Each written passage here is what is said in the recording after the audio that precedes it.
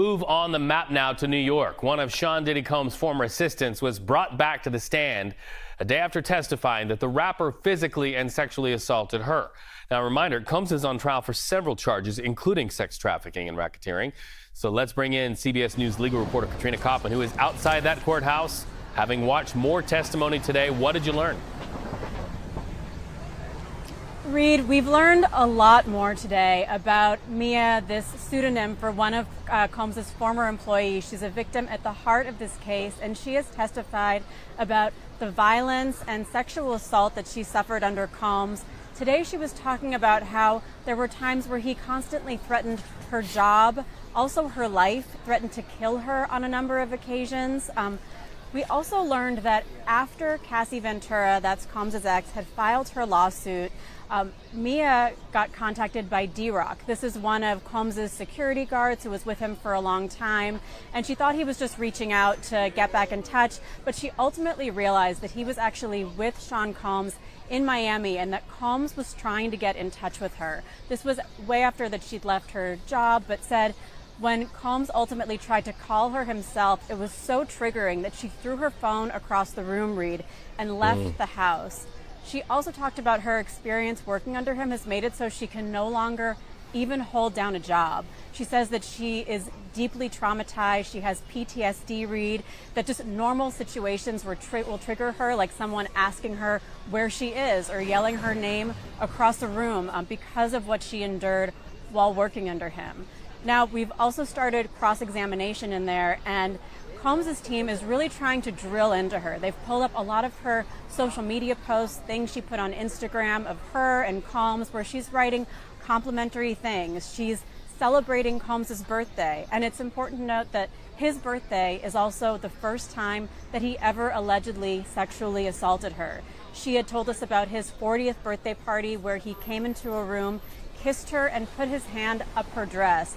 So his attorney has been asking her, why would she celebrate that day, a day where she claims she was sexually assaulted and traumatized by Sean Combs, as well as all of these other posts where she seems to be celebrating him and her time working with him. But she's really defended herself on the stand, Reed. She says, for one, Instagram is not a place, especially at that time, where you're really being honest about what's happening with your situation. You're trying to frame your life as good to show people, including Combs' fans and Combs himself, who was following her, how great her job and her life was.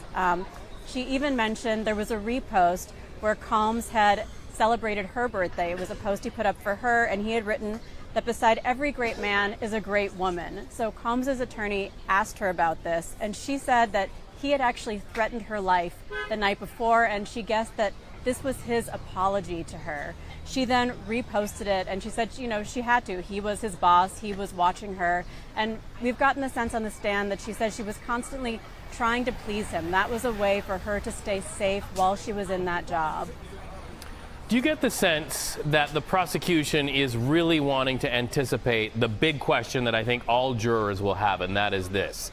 You were adults. Why didn't you just leave? Do you get the sense that the prosecution is trying to answer that preemptively with the assertion of, look, these people didn't feel like they were safe?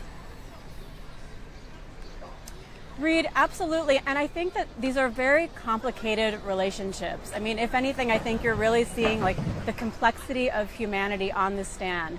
These are people who had sort of love-hate relationships with Sean Combs. As Mia has been testifying, said the highs were really high and the lows were really low. So part of why she stayed seems to be out of fear, she said, a fear that she would never be able to work in the industry again if she left.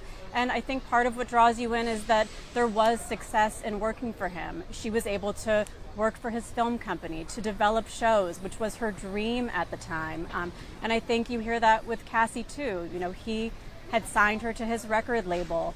She was making albums with him, but at the same time, he had this level of control over her career that sucked her into this situation. So there are a lot of dimensions to this story. And of course, that's what Combs' team wants to emphasize for the jury. These were people who say they had these horrible experiences, and yet they chose to stay. They continued to work with him. They even shared loving exchanges with him years later, and sometimes even tried to come back.